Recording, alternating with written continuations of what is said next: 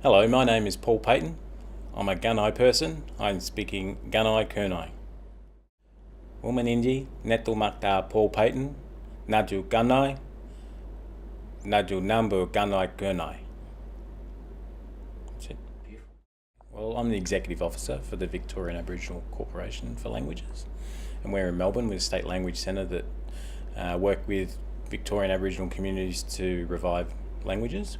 So we do that through training and resource development, promotion, supporting teachers in schools, and generally creating an awareness of the diversity and significance of Aboriginal languages in Victoria. The biggest challenge is speakers. We have very few speakers at all, and so we're very reliant on historical records to be able to introduce and reconstruct language.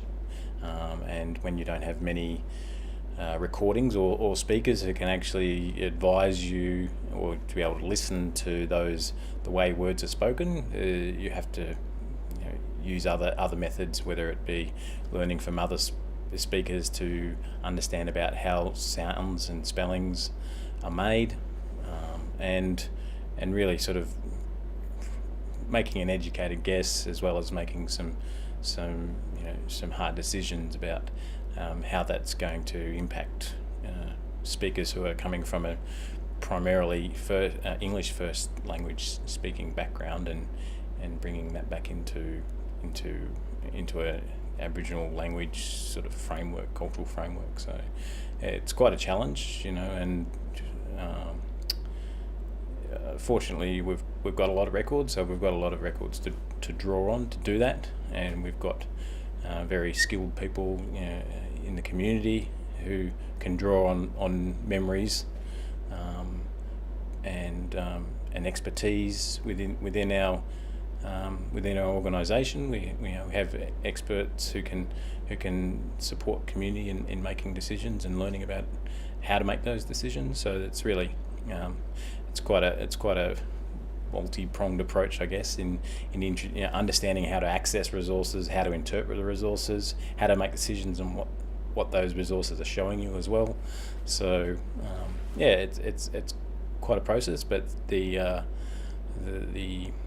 rewards are quite great. You see people's response and reactions to uncovering language, to being able to speak language. It's really positive and rewarding to be part of.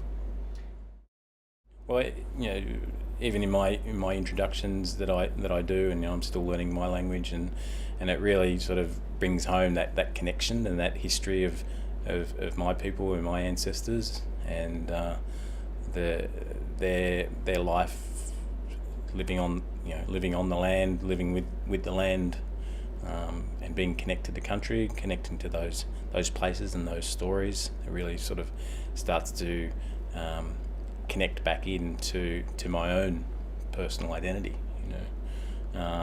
Prior to working in the languages space, I knew where I was from and my country, but learning the language has really opened up doors to those stories and those places that are within my country, to a deeper level, I guess.